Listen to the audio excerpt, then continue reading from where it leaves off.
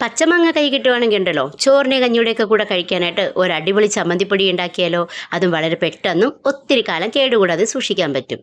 എല്ലാവർക്കും മാത്സ് ഫാമിലിയുടെ പുതിയ വീഡിയോയിലേക്ക് സ്വാഗതം. എല്ലാവരും സുഖമായിട്ടിരിക്കുന്നു വിശ്വസിക്കുന്നു.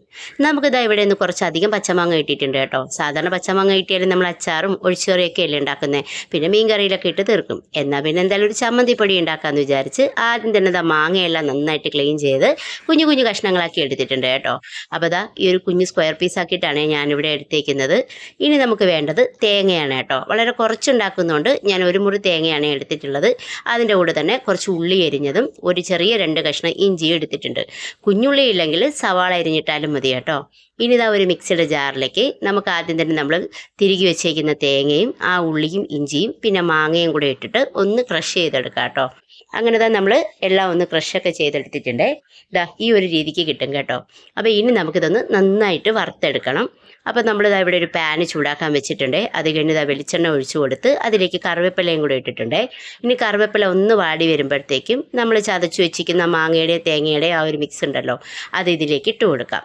ഇനി നമുക്ക് തീ നല്ല ലോ ഫ്ലെയിമിൽ ഇട്ടിട്ട് ഈ തേങ്ങയെല്ലാം ഒന്ന് വറുത്തെടുക്കണം കേട്ടോ. തേങ്ങ വറക്കാനായിട്ട് ഒരുവിധം എല്ലാവർക്കും അറിയാമല്ലോ, നമ്മൾ തീയലിനൊക്കെ വറുത്തെടുക്കുന്ന പോലെ കരിഞ്ഞു പോകാതെ ചെറിയ തീയിലിട്ട് തന്നെ നന്നായിട്ടൊന്ന് വറുത്തെടുത്ത് വെക്കാം.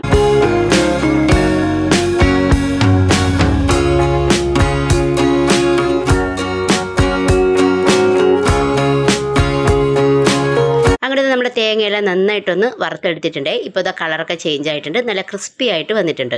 ഇനി നമുക്കിതിലേക്ക് കുറച്ച് മഞ്ഞൾപ്പൊടി ഇട്ട് കൊടുക്കാം, ഒരു ചെറിയ സ്പൂൺ ഉലുവപ്പൊടി ഇട്ട് കൊടുക്കാം, നമ്മുടെ എരിവിന് ആവശ്യമായിട്ടുള്ള മുളക് പൊടി ഇട്ട് കൊടുക്കാം. ഞാൻ വളരെ കുറച്ച് ഉണ്ടാക്കുന്നതുകൊണ്ടാണ് കേട്ടോ മുളക് പൊടിയൊക്കെ വളരെ കുറച്ച് തന്നെ ഇട്ടേക്കുന്നത്. ഇനി നമുക്ക് കായപ്പൊടിയും കൂടെ ചേർത്ത് ഇതൊന്ന് വീണ്ടും ഒന്ന് മിക്സ് ചെയ്ത് കൊടുക്കാം. എന്നിട്ട് ഇതിലേക്ക് നമ്മുടെ ആ ഒരു മാങ്ങയുടെ ആ ഒരു പുളിയും ഇതെല്ലാം ബാലൻസ് ചെയ്യാനായിട്ട് ഒരു 2 സ്പൂൺ ശർക്കര ആഡ് ചെയ്ത് കൊടുക്കാം. അതുകൂടെ ഇട്ട് നന്നായിട്ടൊന്ന് ഇളക്കിയിട്ട് നമുക്ക് നമ്മുടെ ഈ ചമ്മന്തിപ്പൊടിക്ക് ആവശ്യമായ ഉപ്പൂടെ ഇട്ട് ഒന്നുകൂടെ ഒന്ന് ഇളക്കി കൊടുക്കാം. എന്നിട്ട് നമുക്കിതുണ്ടല്ലോ ഇത് തണുക്കാനായിട്ട് മാറ്റി വയ്ക്കണം. തണുത്തതിന് ശേഷം നമുക്കിത് മിക്സിയുടെ ജാറിലിട്ടൊന്ന് പൊടിച്ചെടുക്കാം കേട്ടോ.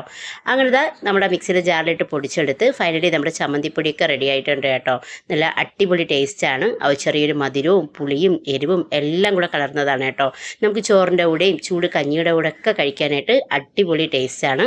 അപ്പോൾ എല്ലാവർക്കും ഇന്നത്തെ ഈ കുഞ്ഞു വീഡിയോ ഇഷ്ടപ്പെട്ടെന്ന് വിചാരിക്കുന്നു. വീഡിയോ ഇഷ്ടപ്പെട്ടാൽ ലൈക്ക് ചെയ്യാനും ഷെയർ ചെയ്യാനും മറക്കരുത്. പുതിയ വീഡിയോ മറ്റു വീണ്ടും കാണാം. താങ്ക്